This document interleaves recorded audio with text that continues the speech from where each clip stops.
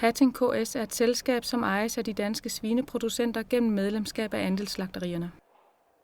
Den primære opgave for Hatting KS er at producere og sælge sæd fra orner med høj økonomisk avlsværdi.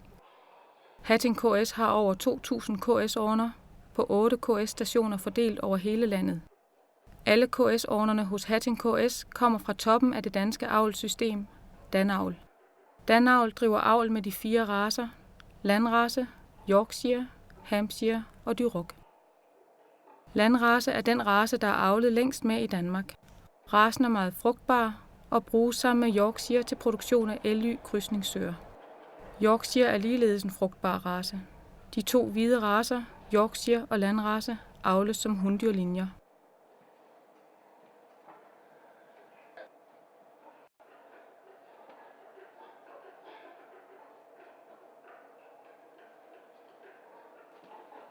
Hampshire og Duroc avles som handdyrlinjer.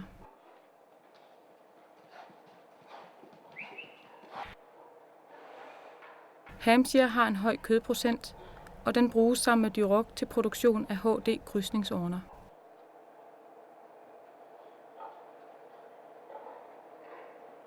Duroc er den mest anvendte KS-orne til produktion af slagtesvin på grund af racens høje avlsværdi for de vigtige egenskaber: tilvækst, foderudnyttelse og kødprocent.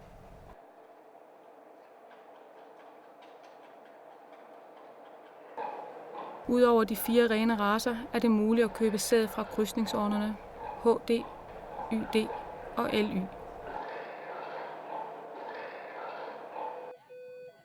Det er muligt at afgive ordre døgnet rundt via telefon, fax eller Hatting KS' hjemmeside. Det får vi med til, at det kommer i morgen på Osmark 14. Ja, selv tak. Vel?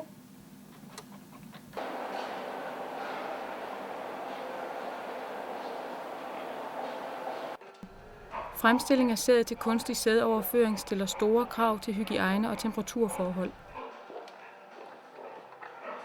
Sædopsamlingen sker i ornens egen sti.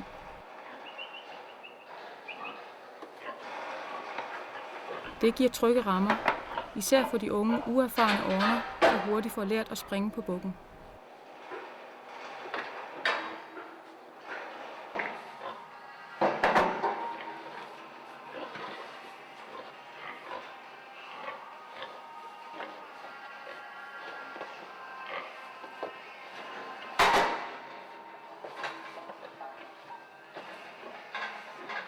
Sædtapperen skal udvise ro og være opmærksom på ornens reaktioner. De fleste orner har et roligt temperament, men den seksuelle ophidselse kan udløse aggressiv adfærd. Bøjlen på bukken giver en ekstra sikkerhed for sædtapperen.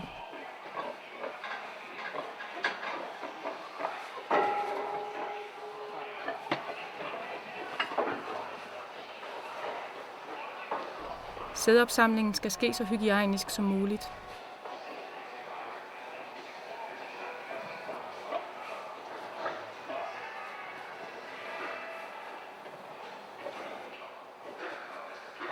Først tømmes ornens forhud, der indeholder urinrester og sekret, der er fyldt med bakterier. Når selve sædopsamlingen skal begynde, har tapperen nu en ren handske på. Tapperen tager fat om ornens penis med et passende tryk, der svarer til børhalsen på en so. Det første ornen afgiver opsamles ikke, fordi det indeholder urenheder fra urinrøret, og det indeholder næsten ingen sædceller.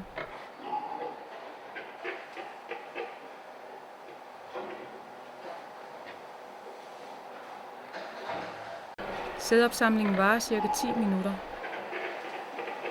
Den sidste del af sædafgangen består hovedsageligt af et sejt, gelatinøst sekret. Ved en naturlig bedækning tjener gelen som en prop i soens børhals. Sædproduktionen er afhængig af testiklernes størrelse. Des større testikler, des mere sæd afgiver ornen. Det betyder også, at ældre orner afgiver mere sæd end yngre orner.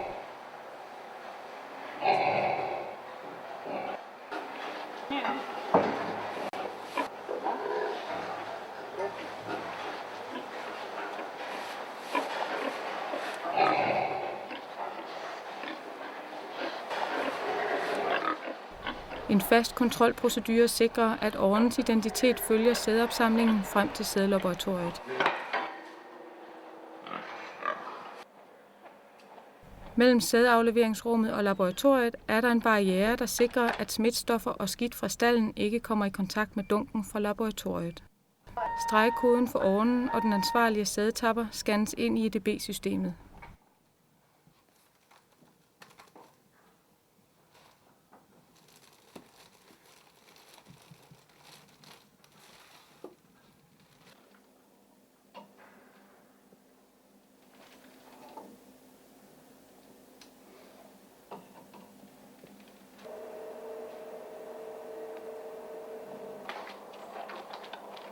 Hatting KS benytter en EDTA-årnesædsfortyndet.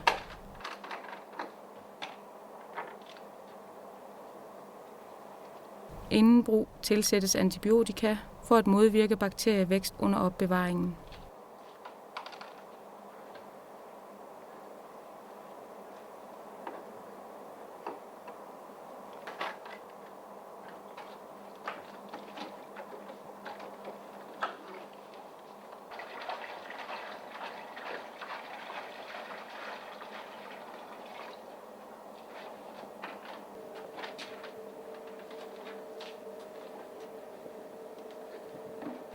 Der udtages nu prøver til måling af, hvor mange sædceller der er i opsamlingen.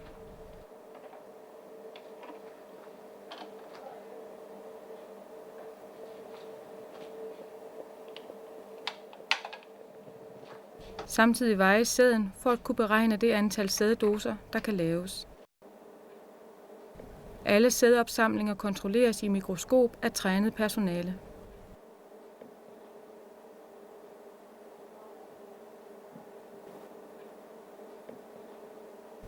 Sæd med dårlig kvalitet kasseres.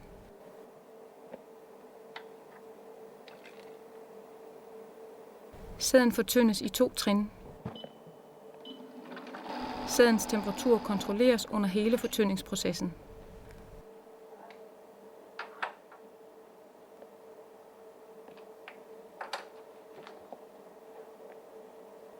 Man tager løbende prøver ud til efterkontrol af sædens levedygtighed efter 3 døgn.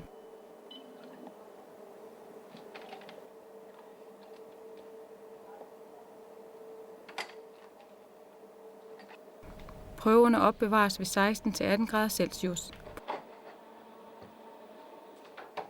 På fyldemaskinen slutfortyndes sæden og fyldes i sædposer.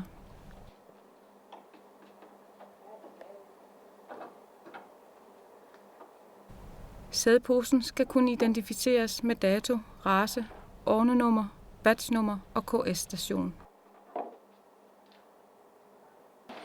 Hver sædportion indeholder ca. 2 milliarder motile sædceller.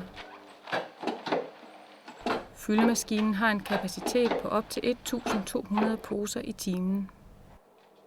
De fyldte poser bliver enten pakket og udbragt med det samme, eller opbevaret i et rum ved 16-18 grader Celsius.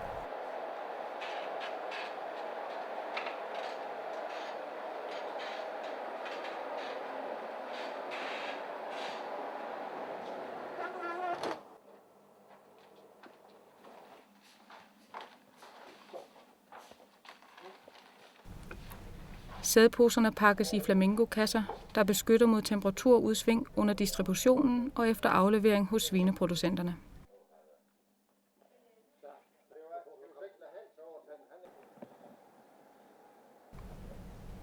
Hatting KS' biler har klimastyring i varerummet, der sikrer sædens temperatur frem til landmanden.